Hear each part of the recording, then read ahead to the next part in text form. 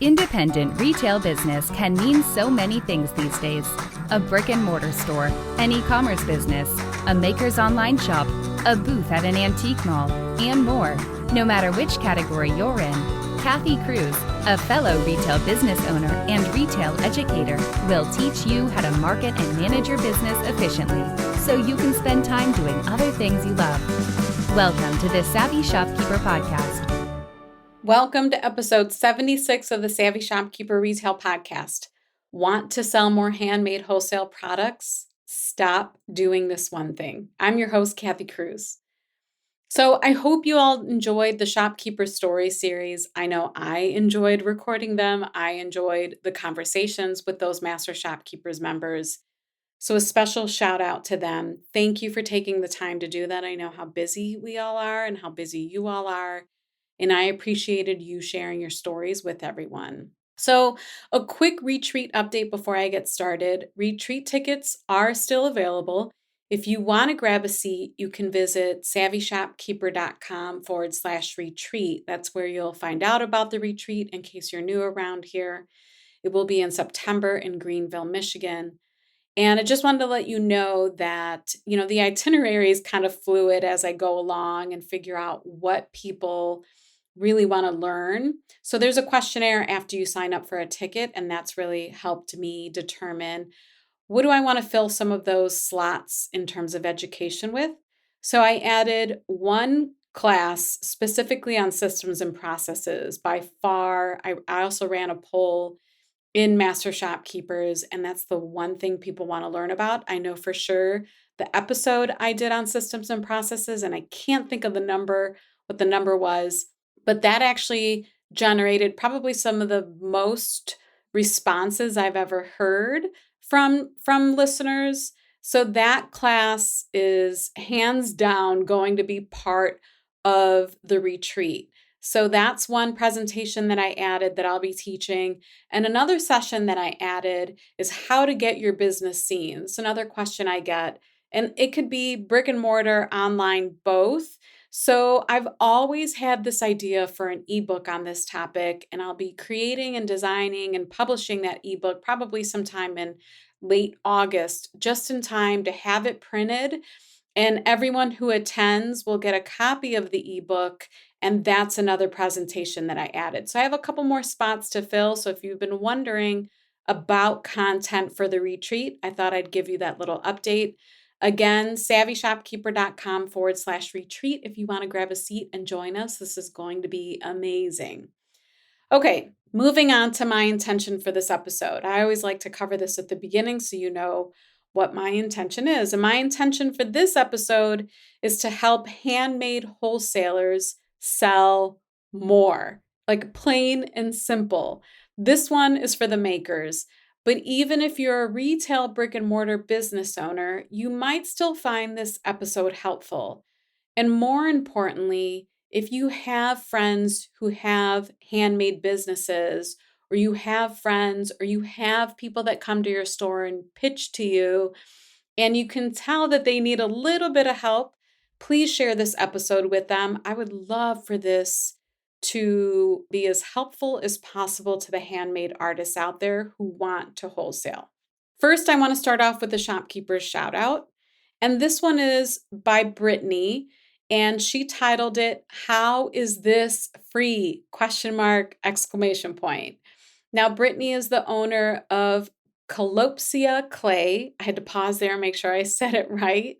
We'll link her jewelry business in the show notes. You have to follow her on Instagram. Brittany is the sweetest soul. But she gave me a 5-star review. I shouldn't say but, I should say, and she gave me a 5-star review.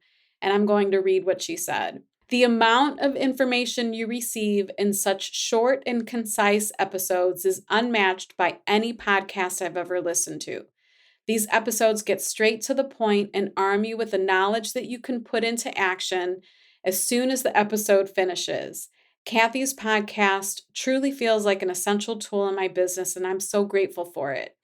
This is a free resource that provides priceless lessons that every small business owner can benefit from. I just can't recommend Savvy Shopkeeper enough." Brittany, thank you. I really appreciate the 5-star review. Brittany also, probably over the past couple months, joined the Shopkeepers Lab. And I just have to say how impressed I am with Brittany. Brittany's one of those people that's just kind of goes all in. She started her jewelry business. She makes beautiful jewelry with clay. And she just started taking in all of the content. And I can see, because I follow her on Instagram, she's actually a customer in our store too. I can see how she applies everything she learns to her business and to the growth of her business. And now she's participating in markets and pop-ups, and she's creating like special lines of jewelry for local businesses. It's really, really impressive. So I just want to make sure I mention that. Anyhow, Brittany, thank you. I really appreciate the review. Okay, let's get started. What's one reason why handmade wholesalers are selling more, especially over the last few years? It's convenience. That's the reason. There's a reason why platforms like Faire and Tundra, Abound, and Handshake are all working so well. These platforms, they've created an extremely easy and efficient way for store owners to buy wholesale from handmade artists. Think about it. It's all online. It's easy for us, the store owners, to understand the terms. It's easy to understand who we're buying from because a lot of the platforms like feature pictures and information about the person who's making the products. Some other things that these platforms do is they make it easy to pay. It's like just all around easy to order, right? I'm sure if you're a brick and mortar store owner, you're like, yeah, Faire, Tundra, all those places make it really easy. But if makers want to do this independently on their own terms, where maybe they can profit more because they're not paying fees to some of these platforms, or they just want to be able to determine their own terms because sometimes your terms can be determined by the platforms. Whatever it may be, I know there are quite a few handmade artists who just want to be able to do this on their own and not rely on some of these platforms to do it. And if that's what you want to do, then you have to create the ease and efficiency on your own. You have to create the ease and efficiency that these other places are creating for the brick and mortar store owners. You have to do that for the brick and mortar store owners too. I'll be the first to say that I know we're all busy. I completely get it. But if you want to sell more to brick and mortar businesses, if you want to see your products inside more stores, then the one thing you can do is stop setting up roadblocks between you and the store owner. I can't tell you how many times I've been approached in my own store or by email, which is what I prefer, by small handmade business owners looking to sell their products. But I was met with a roadblock or lots of roadblocks with every question that I asked. And I don't get mad. I've learned like not to get frustrated with them. Oftentimes, especially the newer handmade artists, they're still learning. They don't know what it is that they need. They just haven't figured it out yet. I get it. This episode is brought to you by Flowdesk. Email marketing shouldn't be so hard. That's what I thought for years when I struggled using another software program to design and send emails for my retail store. Then Flowdesk came along. Now it's so easy to design and send beautifully branded emails to our customers that convert into sales. I also use Flowdesk to send the Savvy Shopkeeper newsletter. Flowdesk is a woman-owned company and the software is in beta, which means they're still new and building some features, but personally I have loved it. If you have an email list of over 1,000 or more subscribers and you send emails to your customers pretty regularly, you know the monthly price for email marketing can add up.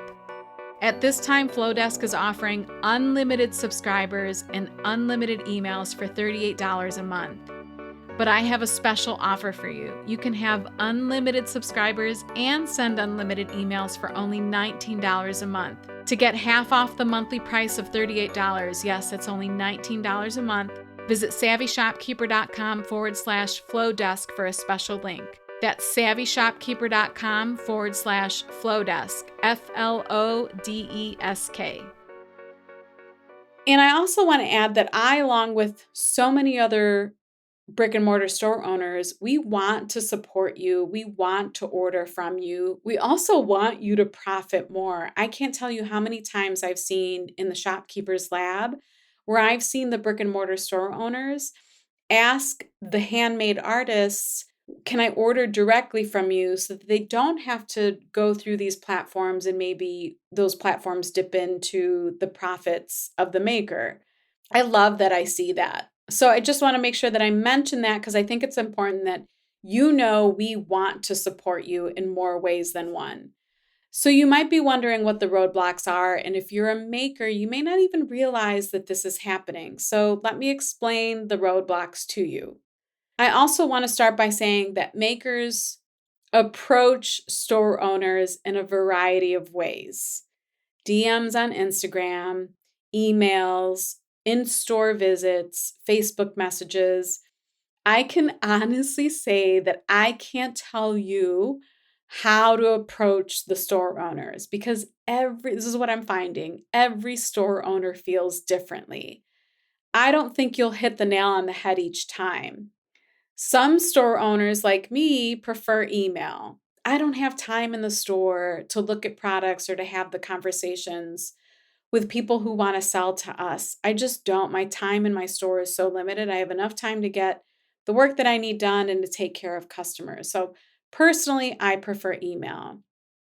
But some store owners prefer in-person visits. They don't want their inboxes cluttered. And some don't mind DMs on Instagram, while I've heard others say they hate when they get DMs. So you just never know. I just don't think you're going to be able to please everyone, every store owner. And we can't read anyone's mind, so we just don't know, right? The point of this episode, however, is to tell you how you might be creating roadblocks and not even realize you're doing it. So, with each roadblock that I'm going to share, I'm going to explain a solution or what you can do to eliminate the roadblock. Because I just don't want to tell you that you're creating these roadblocks and then not give you a solution to those, right?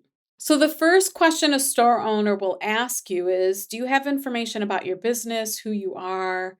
Maybe what's your story or your journey? I want to remind you that people buy from people. And although it often feels vain to talk about ourselves, it really is a must. You should be prepared to tell your story. Maybe why you started your business, why you make the products. Maybe there's a story behind that. Maybe something about the process. But sharing about yourself is what builds trust. So in this situation, you want to be able to provide what I call, maybe there's a name out there for it, I don't know. I call it a brand info sheet, a brand information sheet. And if you're a lab member, a shopkeeper's lab member, we'll link that in the show notes too. It's in the Shopkeepers Academy, shopkeepersacademy.com.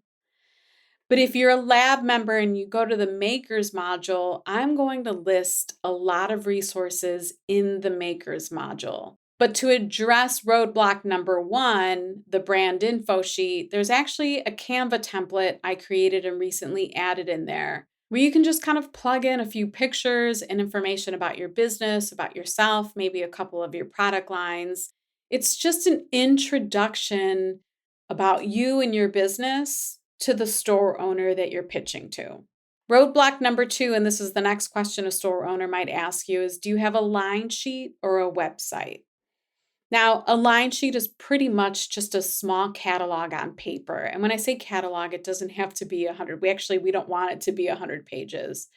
Most often, the makers that approach me or that I buy from, their line sheets might be 3 to 5 pages. It's a bunch of pictures with your wholesale price, maybe minimum quantity, which we'll talk about next, and pictures of your products so that I can see what it is that I might want to order from you. Oftentimes, if you go into a store or you send one picture, as a store owner, I want to see everything that you have available at wholesale pricing. If you have a full line of products, you should be prepared to show them in some way. So imagine if you just handed the store owner or sent the email, the store owner, and it had 3 sheets with everything that they needed. We'll also talk about that at the end of this episode. But the question is, do you have a line sheet or a website? So again, in the Makers module, there's a line sheet template through Canva that you can use to create your line sheet. Because I found a few years ago that was one place where the makers were getting stuck. They didn't know how to even start that. It's a simple document, but they didn't even know how to start that design process. And now it's done for you. You just plug in your pictures and your information. So that Canva template is in the lab. And then the other thing I would recommend, if you haven't started a website, one that's really, I guess, wholesale friendly is Shopify. So I would recommend, if you haven't picked a platform and you have a small catalog of products, Shopify is really one of the best places I could point you to in terms of building a website and getting that going. I will again link Shopify in the show notes too. And I think I have a special affiliate offer, so I'll be sure to link the affiliate link so you can grab that. Okay, the next roadblock and the next question a store owner might ask you is, do you sell wholesale or consign? All right, I have to be careful here because this could turn into an hour episode. If you're going to start pitching to retail store owners, please educate yourself on this and decide which it is that you offer, or maybe you decide that you offer both, but you want to know what your terms are if you decide to offer one or the other. So the easiest way for me to explain it is, if you sell wholesale, you're essentially selling your goods to the store owner and then they will sell them to their customers. And if you're consigning, you're renting your goods until or if they sell. So you're renting out those products with the hopes that, of course, all of it will sell. But if it doesn't, the store owner can return them to you. That's the difference between wholesaling and consigning. Again, there's going to be a difference in pricing. I have to be careful here. But I do have a lesson in the lab under the Makers module to help you decide how to do this. You just want to make sure that you're really clear when you approach a brick and mortar store owner about this, because personally in my own store, we don't do consignment. I will only buy wholesale from handmade artists. This episode is brought to you by Gusto. Gusto is a payroll software system for small businesses that makes it easy to add new hires, calculate and withhold taxes, process payroll for employees and contractors, and stay compliant. Even better, Gusto is affordable for small retail business owners. If you're looking to hire and you're overwhelmed by what to withdraw, how to calculate it, what paperwork you need to file, Gusto makes it really easy to manage payroll. The system does it all for you. If you want more like time tracking, workers' compensation benefits, or other benefits for employees, Gusto offers those services too. We all learned in 2020 the value of payroll employees versus subcontractor employees, particularly when we applied for federal assistance programs or local and national grants. If you know it's time to build a team of payroll employees, or you're frustrated with your current payroll provider, and you want to try Gusto for 1 month free, visit savvyshopkeeper.com/Gusto for a special link. That's savvyshopkeeper.com/Gusto, Gusto.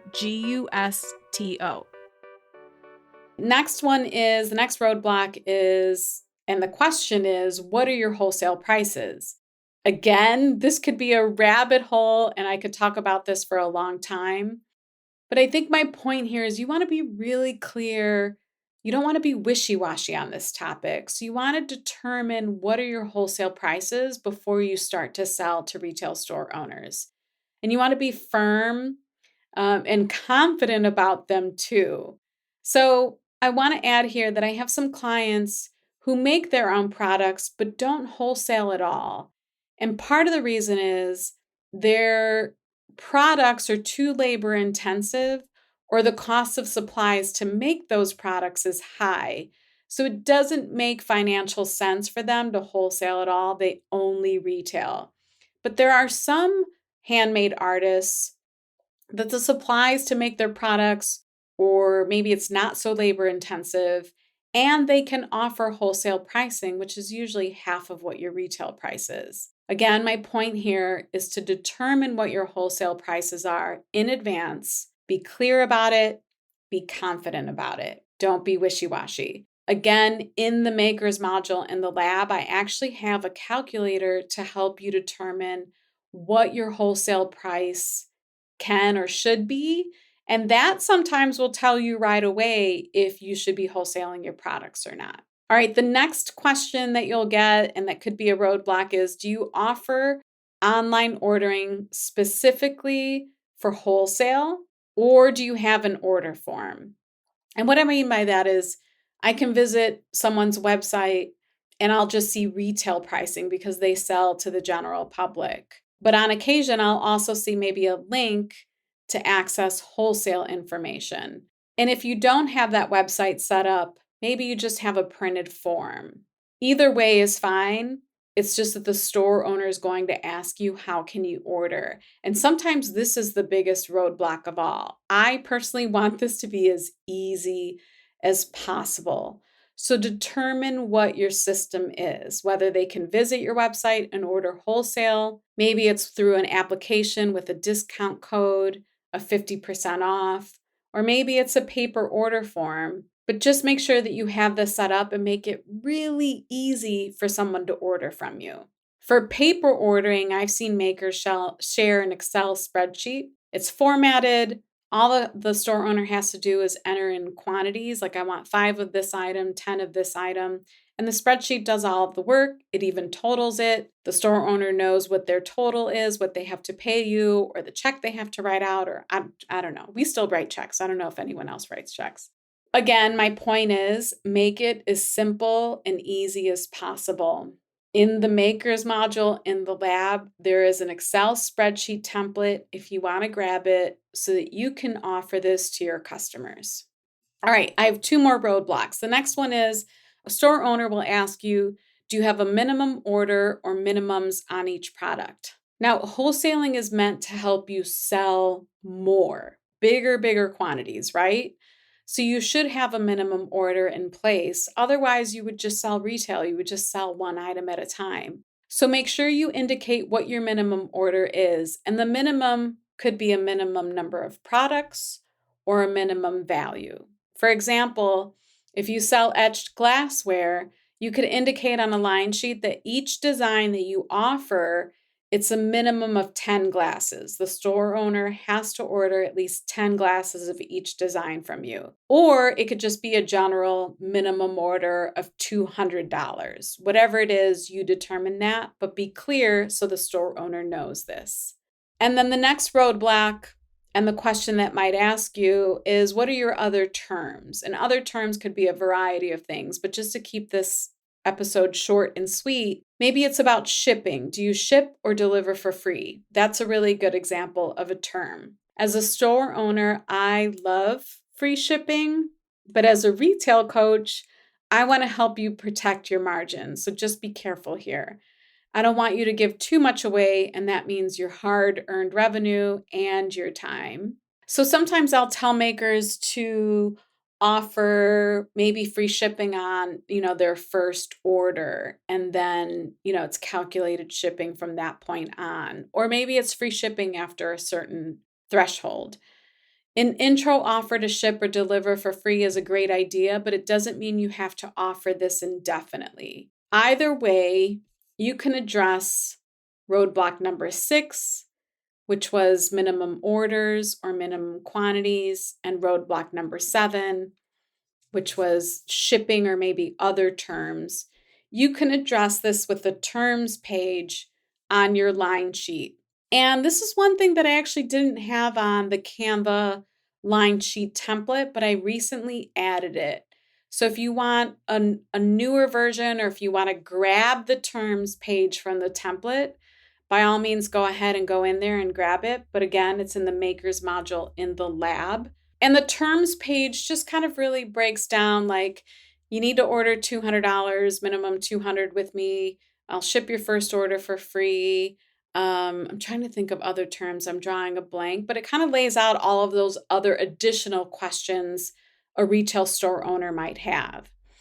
So you can see that addressing these roadblocks can be done both on paper or on a website. I'm not suggesting that you have to run out and get the best and most expensive website. If anyone knows about taking baby steps, it's me, or about being budget friendly or budget conscious.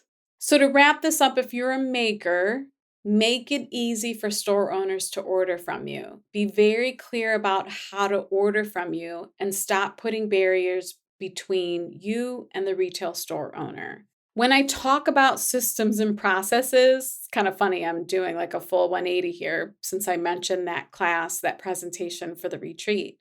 But when I talk about systems and processes, this is a great example of that.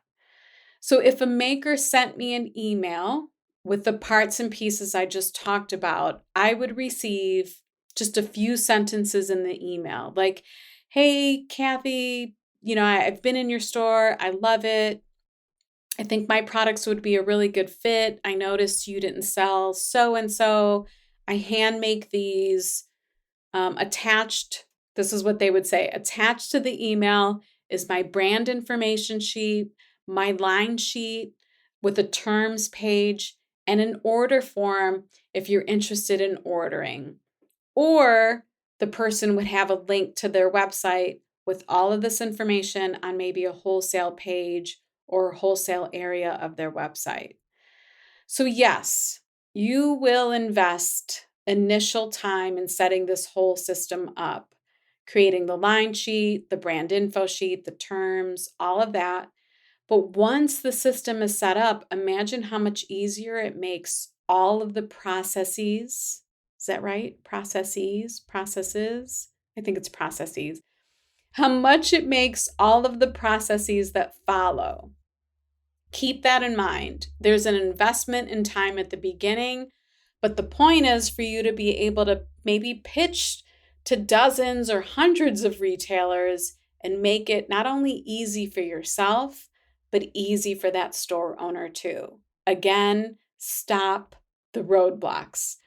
If you want to see the show notes to this episode or find links to anything I mentioned, and I know I mentioned a ton, you can visit my blog at savvyshopkeeper.com/episode 76. I'll say it again, savvyshopkeeper.com/episode 76. If you find this podcast helpful, please share it. If you have maker friends, artist friends, the handmade artists who sell wholesale, share this episode with them. If you're a store owner and a maker approaches you but isn't quite prepared, share this episode. I want to help our community, whether you're an online shop owner or a brick and mortar store owner. I really want to help you thrive. Also, if you haven't heard, we're currently choosing one name every month from those that submit podcast reviews on Apple Podcast. And this person will get a 30-minute call with me where I help answer questions and coach you regarding your business. We can actually cover a lot in 30 minutes. So thank you for listening. Again, I hope you enjoyed the Shopkeeper Story series. I have another series coming up, maybe after the retreat. I'm excited to record those. I'll have some special guests on those episodes too. I can't think of anything else. I'm happy to be back. It's so funny how I forget how much I enjoy recording these podcast episodes. But thank you for listening. And until the next episode, be savvy and boss up.